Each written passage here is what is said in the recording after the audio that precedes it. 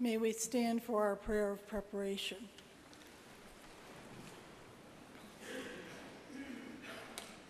This is the place, this is the time. We are the people that God has chosen for a time such as this. May our hearts be opened, may our minds be stilled, may our imaginations be stirred, that we might welcome the Spirit of the living God into our hearts, into our lives, into our world this day. Amen. Amen.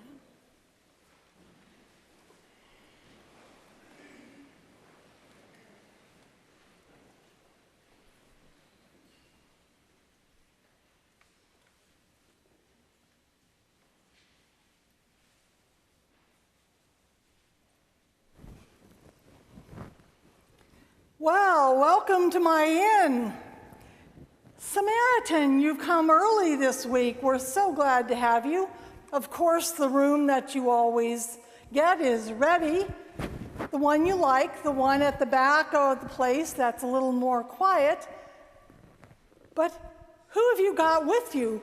Who's on that donkey? I hope he's not dead. You know, we can't have any dead people in here.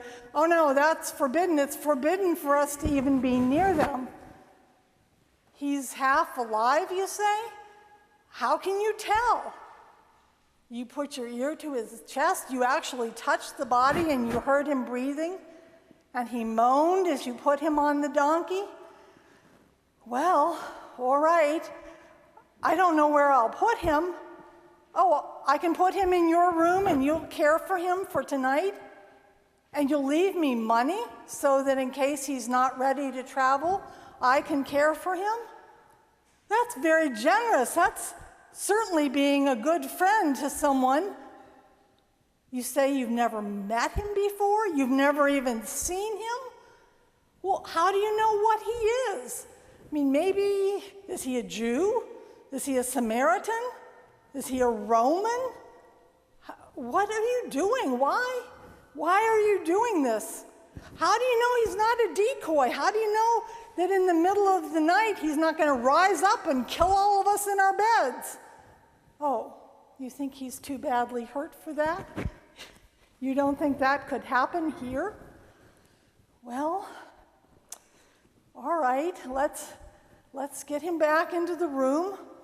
I can see that you've already poured some wine into his wounds to cleanse them and used some oil, and you've gotten some bandages around him. That's certainly very good, a good beginning, but he's going to have a nasty headache with that bruise to the head, and his ribs are going to be pretty sore. I can imagine that.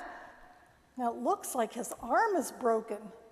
I don't think he's going to be able to travel, but that's up to you. You're caring for him. All those children that were down here, let me use them. We need a couple of them to run and get some more water, a couple of them to go catch a chicken, and maybe 2 or 3. They should go as a group, go around to see if that doctor-type person is over at the next farm. We could certainly use him. But Samaritan, why did you do this? Oh, you say because you travel so much? If you got hurt by the side of the road, you'd want someone to help you? Well, I guess I can understand that, but you're not a very religious person. I mean, why do this? Oh, you say God loves all people? That this is a child of God just like you are and that you should help? Well, I suppose that makes some sense. I guess I'm not a very religious person either. I certainly can't keep kosher here in the inn with so many people coming and going, but I do love God, and I know that God expects me to care about people. But you're talking about everyone being a neighbor. I wonder what that would mean for me. Oh. You think it means that family I turned away last week, that family that was sort of raggedy, that family that didn't look very good, that I could have made room for them, I suppose, but I didn't try. I didn't want to be inconvenienced, so I sent them away. Were they my neighbors? And what about old Mary down by the well? I know I hurry down and back as fast as I can. I don't want to listen to all her stories over and over again. But you listen to them, Samaritan. You listen and you take time to go and see her. You take time for all of these children. You've certainly been a good neighbor to us, bringing us extra spices. That cinnamon you brought last time was wonderful. And the olive oil, we have so appreciated. We know you go out of your way to do that for us, and we thank you. But I'm still not sure what it means for me to be a neighbor.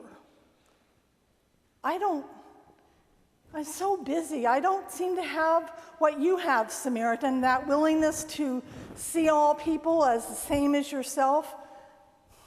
I don't know what I want to do. I know what the prophets tell us. The prophets tell us, Amos, Isaiah, Elijah, they've all told us that God judges us, but God judges us not by whether we go to temple, not by how well we keep all the rituals and the fasts, but how we treat one another. But I'm not sure what that means. I suppose it means to treat everyone fairly, to not charge exorbitant wages, to try and give them the best grain for the meal.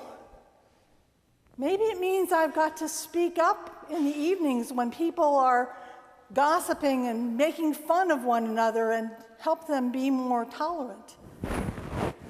I don't know what that means. But Samaritan, what if the next time you come by there's another person on the road? Are you going to bring that person here? What should I do? Well, yes, I'm willing to put in more olive oil and that medicinal wine, and yes, we can keep some bandages, but what if you keep finding people by the road? Are you going to bring them all here? Is that what we're supposed to do? Or am I supposed to do something more to be a good neighbor? Maybe I've got to find those other neighbors along the road. Maybe we've got to go see the mayor of Jericho and get him to form a posse or a group to stop all these bandits. This has been a problem for a long time, but this is the first time you've brought someone here, the first time I've had to get involved with this problem, and I don't know what to do, except that I know that I'm asked to be a good neighbor. I'm the only innkeeper, the wife of the innkeeper, really, although I'm the one here all the time. I'm the only one on this stretch of the road. There's no place else for people to go, so what is it that I can do? Oh, you mean treat all the people the same? Not give some people special favors and deny them to others? Oh, does that mean listening when someone needs to talk? Even Mary down by the well who tells the same story over and over, do I have to keep listening? And what about the people who bring all their little petty jealousies here? Do I have to speak up and remind them that everybody is a child of God? That sounds like what I'm supposed to be doing. But oh, that's so hard to do. And why do you do it, Samaritan? Why did you do this? You're not going to get any reward for this. This man may not even thank you. And who knows what God thinks about in the next life. You say you did it because we're all children of God. We all deserve care. Whew. That's a lot for me to think about. Well, little Joseph, get your harp and go into that sick man, and why don't you play one of those psalms? The one that talks about God spreading a table in front of enemies and God being with us. Maybe that will help him. And meanwhile, I'll have to think about this. God is going to judge me by how I care for others, by how I care for all others, not just my family, not just the people I like, but how I care for everyone that comes in my path.